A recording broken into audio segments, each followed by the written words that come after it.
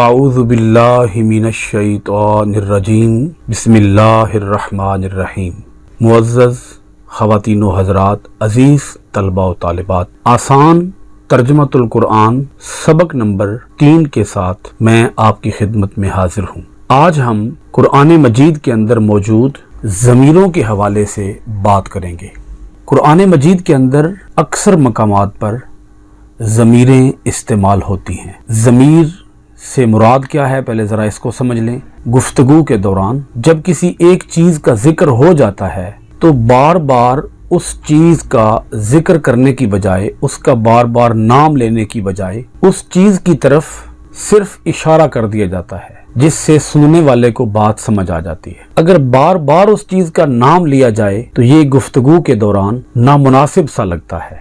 جیسے مثال کے طور پر قرآن مجید کی سورۃ البقرہ کی دوسری آیت کو ہی آپ لے لیں۔ اللہ پاک نے فرمایا ذالک الکتاب لا ریب فیہ۔ یہ جو ہے نا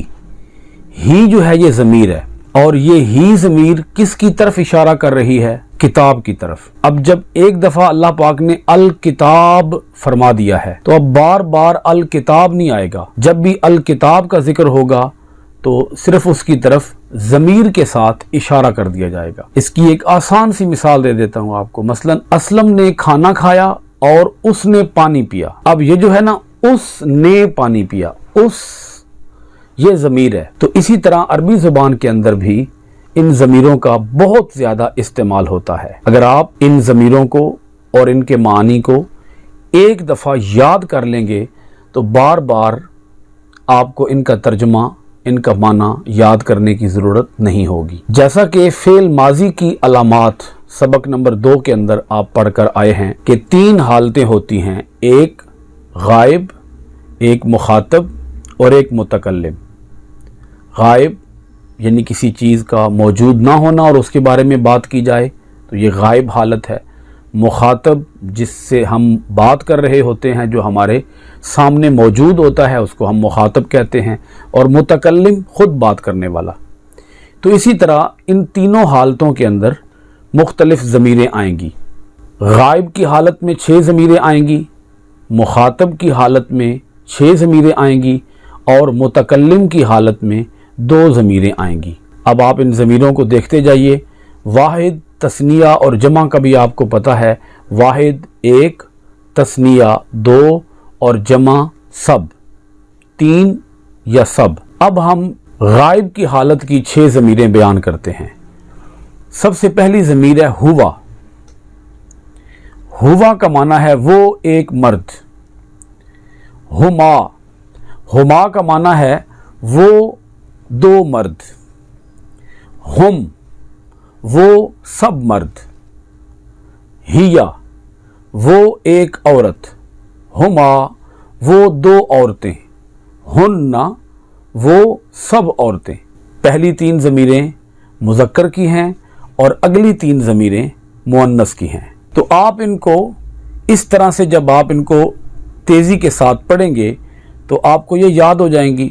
ہوا ہما ہم، ہیا ہما ہن، ہوا ہما ہم، ہیا ہما ہن۔ اسی طرح مخاطب کی حالت کی 6 ضمیریں ہوں گی، 3 ضمیریں مذکر کی ہوں گی اور 3 ضمیریں مؤنث کی ہوں گی۔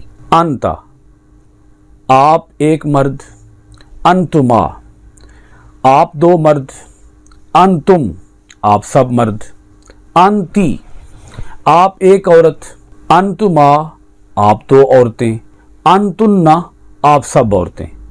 ان کو تیزی کے ساتھ آپ اسی طرح سے یاد کرنے کے لیے پڑھیے گا۔ انتا، انتما، انتم، انتی، انتما، انتنا۔ دوبارہ سے پڑھتے ہیں۔ انتا، انتما، انتم، انتی، انتما، انتنا۔ تو آپ اس کو ایسے ہی 2 3 4 بار پڑھیں گے تو آپ کو یہ یاد ہو جائیں گی۔ ایسے ہی متکلم کی 2 ضمیریں ہیں۔ اب وہ فرق کیوں ہے؟ میں نے پہلے آپ کو جیسا کہ فعل ماضی کی علامات پڑھاتے وقت یہ سمجھایا تھا، متکلم کے اندر صرف 2 ضمیریں رہ جائیں گی، کیونکہ اس کے اندر مذکر اور مؤنث کا کوئی فرق نہیں ہے، اور اسی طرح تثنیہ اور جمع کا کوئی فرق نہیں ہے۔ انا کا معنی میں ایک مرد، اور انا کا معنی میں ایک عورت۔ اسی طرح نحنو ہم دو عورتیں یا ہم سب عورتیں. اسی طرح نحنو ہم دو مرد یا ہم سب مرد.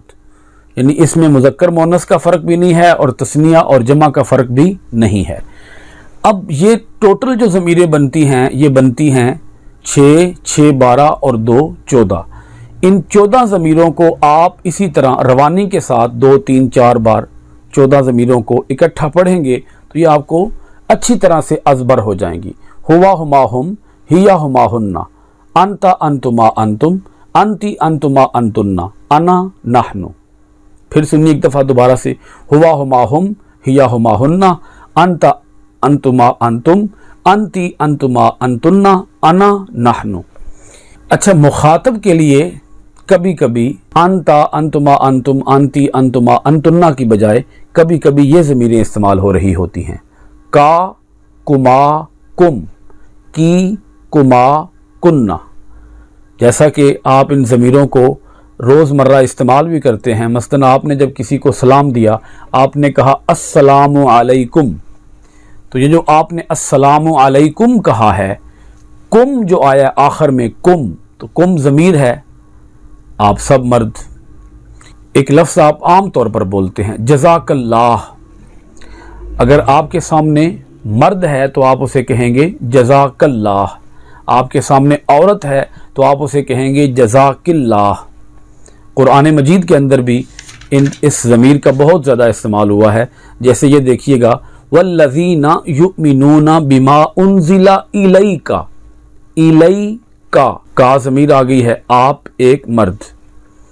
اور وہ لوگ جو ایمان لاتے ہیں اس پر جو آپ کی طرف نازل کیا گیا. اب یہاں آپ سے مراد حضرت محمد صلی اللہ علیہ وآلہ وسلم ہیں. اچھا، اسی طریقے سے کبھی کبھی ان ضمیروں کا استعمال بھی قرآن مجید کے اندر ہوتا ہے. ہو کا معنی ہے اس کا. اب مثلا میں اس کی ایک مثال دے دیتا ہوں آپ کو. کتاب ہو، کتاب کے ساتھ اگر ہو لگ گیا ہے تو اس کا معنی کیا بن گیا؟ اس کی کتاب. اچھا، چھوٹی یہ بھی ایک ضمیر ہے. اس کا معنی ہوتا ہے میرا. چھوٹی یہ کا معنی کیا ہے جی؟ میرا. اب آپ دیکھیے کتابی معنی کیا بنے گا؟ میری کتاب. اسی طرح نون الف نا یہ بھی ایک ضمیر ہے. اس کا معنی ہوتا ہے ہمارا. یا کا معنی ہے نا یا، یہ واحد کے لیے آئے گی، یا واحد کے لیے، اور نا جمع کے لیے. یا کا معنی میرا اور نا کا معنی ہمارا یا ہم کو. اس کی مثال دیکھ لیں.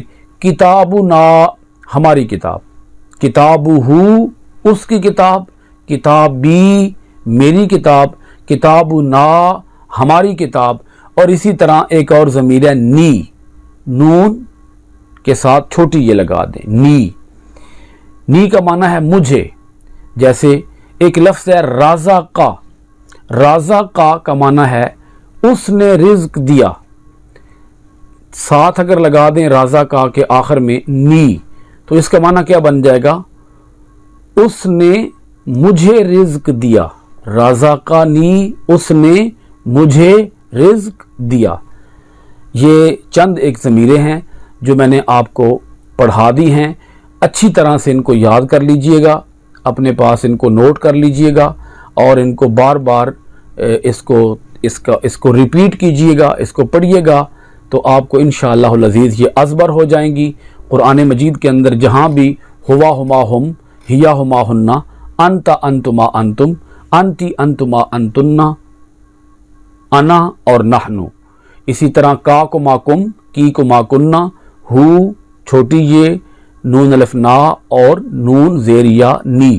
یہ جہاں بھی ضمیریں آئیں گی آپ اس کا ترجمہ بآسانی کر پائیں گے. امید ہے آج کا یہ سبق آپ کے لیے بہت مفید ثابت ہوا ہوگا. انشاءاللہ العزیز اسی طرح کے ایک سبق کے ساتھ نیکسٹ آپ کی خدمت میں حاضر ہوں گے. بہت شکریہ. السلام علیکم ورحمۃ اللہ وبرکاتہ.